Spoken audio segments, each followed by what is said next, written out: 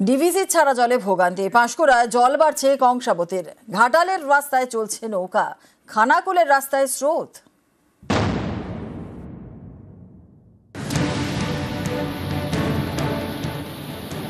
বর্ষায় নাগাড়ে বৃষ্টি, এর জেরে ভোগান্তি, গোদের ওপর বিস্ফোরা, ডিভিসির জলে প্লাবন।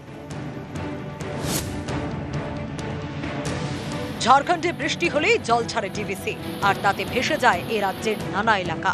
প্রতি বছর এই এক ছবি। এবছরও দফায় দফায় জল ছাড়ছে দামোদর ভ্যালি কর্পোরেশন। এ নিয়ে গত শনিবার ডিভিসিকে চিঠি দেয় পশ্চিমবঙ্গ সরকারের সেচ দপ্তর। চিঠিতে বলা হয়, বিভিন্ন বাঁধ থেকে জল ছাড়ার আগে ডিভিসি যেন রাজ্যকে জানায়। এরপর শনিবারও জল ছেড়েছে ডিভিসি।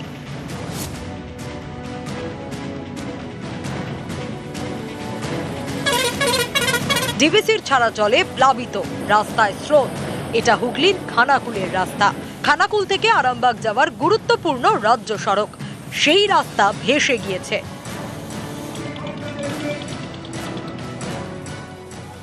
কষ্ট হবে না, লেবে পেরোনো যায় না, কিছু নয়। পাঁচি ধোঁয়া কি সব ঘরে আছে? সব ঘরে তো নেই পাঁচি ধোঁয়া।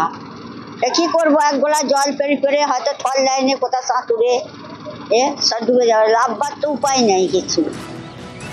ডিভিসির ছাড়া জলে ফুলে ফেপে উঠেছে রূপনারায়ণ। নদীর জল উপচে ঢুকে পড়েছে গ্রামের রাস্তায়। খানাকুলের অবস্থা খুবই খারাপ। এই মানুষ জলে তলায় পড়ে আছে সব।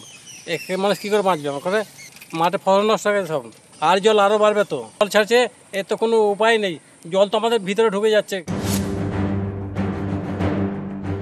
একে বৃষ্টি, তার উপর জল ছেড়েছে ডিভিসি। পূর্ব মেদিনীপুরের পাঁশকুড়ায় কাঁসাই নদীর জল বাড়ছে।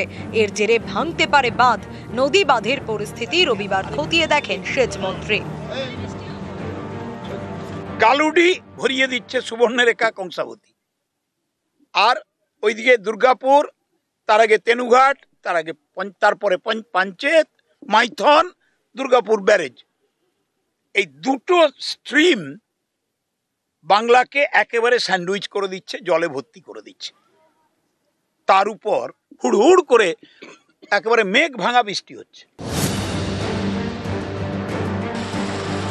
টানা বৃষ্টির জের পশ্চিম মেদিনীপুরের ঘাটালের রাস্তায় নেমে পড়েছে নৌকা। ঘাটাল শহরের মধ্যে রাজ্য সড়ক, আর সেই রাজ্য সড়কে 1 কোমরের বেশি জল। অর্থাৎ এখন জলযান কিন্তু নৌকো, আর সেই নৌকো দিয়েছে পূর্ত দপ্তর। ধীরে ধীরে ধীরে ধীরে বেড়েই চলেছে। আমরা তো এমন জায়গায় বস করছি যে জল যেখানে যা ছাড়বে বা বৃষ্টি হবে এখানে বন্যা হয়ে যাবে। জল কবে কমবে বলে মনে হয়? এখন বোধহয় পুজো পর্যন্ত চলবে। নিউজ 18 বাংলা। পশ্চিম মেদিনীপুরের ভোগান্তির ছবি আপনাদের দেখালাম। এবার একটু ঝাড়গ্রামের দিকে নজর রাখবো, কারণ টানা বৃষ্টিতে ডুবলো কজওয়ে। জলের তলায় ঝাড়গ্রামের লালগড়ের নিশ্চিন্তপুর কজওয়ে। টানা বৃষ্টিতে ডুবলো কজওয়ে। জলের তলায় ঝাড়গ্রামের লালগড়ের নিশ্চিন্তপুর কজওয়ে। দেখছেন সেই ছবি। প্রশাসনের তরফ থেকে কি ব্যবস্থা নেওয়া হয়েছে, কি পরিস্থিতি আজ সকাল থেকে? রাজু আমাদের সঙ্গে রয়েছে। রাজু, কি অবস্থা এখন? সকাল থেকে বৃষ্টি হচ্ছিল এবং তারপরে যেভাবে জল আবার বাড়তে শুরু করেছে, বিশেষ করে ভৈরববাকি নদী, দুলুং নদী এবং তারাফেনী নদী সহ একাধিক নদীর জল বেড়েছে। ইতিমধ্যে নিশ্চিন্তপুর, যেটা লালগড়ের সাথে যোগাযোগের একমাত্র ব্রিজ রয়েছে, সেই ব্রিজ ইতিমধ্যে জলের তলায়। অপরদিকে তারাফেনী এবং ভৈরববাকি নদীর জল বাড়ায় বাঁকুড়ার সাথে ঝাড়গ্রামের যোগাযোগ বিচ্ছিন্ন হয়েছে।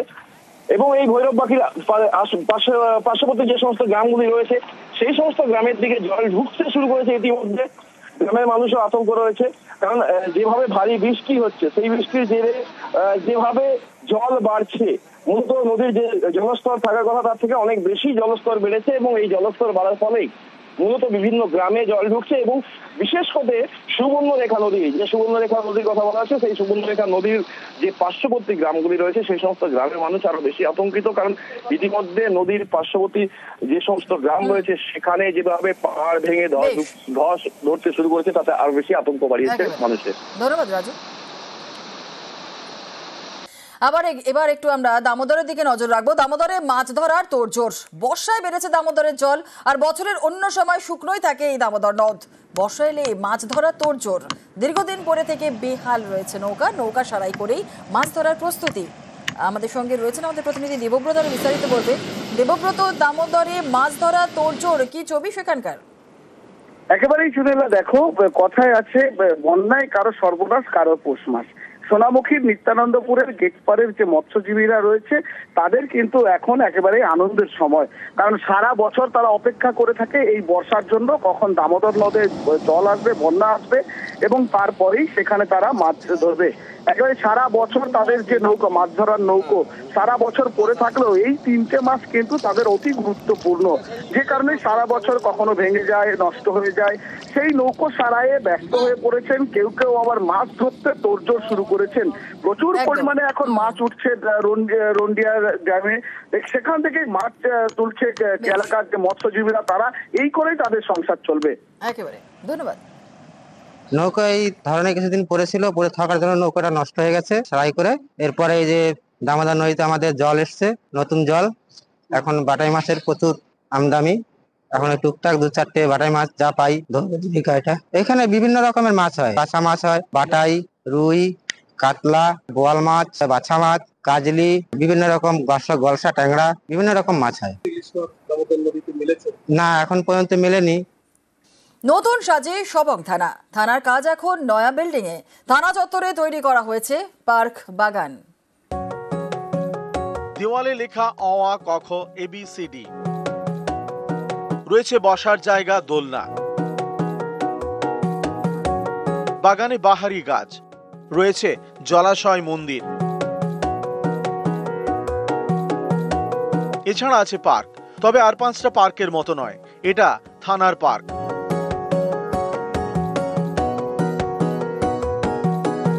পশ্চিম মেদিনীপুরের সবং থানা চত্বরে তৈরি করা হয়েছে পার্ক, যার পাশে বাগান এবং আরো অনেক কিছু।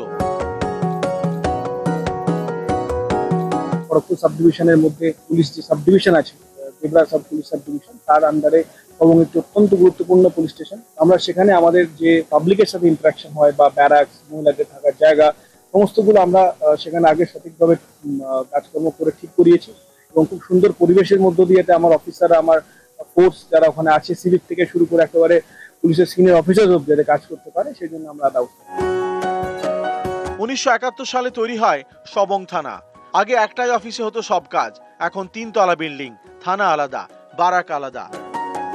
গত কয়েকদিন আগে নতুন করে সাজিয়ে তোলা হয়েছে সবং থানা। আগে পুরো গুছানো ছিল না, নোংরা চারদিকে, কিন্তু এখন থানাকে নতুন ভাবে মডিফাইড করেছে, সাজানো গুছানো, এখানে বসার জায়গা করে দিয়েছে, রাস্তা করে দিয়েছে, সবকিছু পরিষ্কার পরিচ্ছন্ন, পুরো একটা সিটির মতন সাজিয়ে গুছিয়ে নিয়েছে। সবং থেকে দিগ্বিজয় মাহালি, নিউজ 18 বাংলা।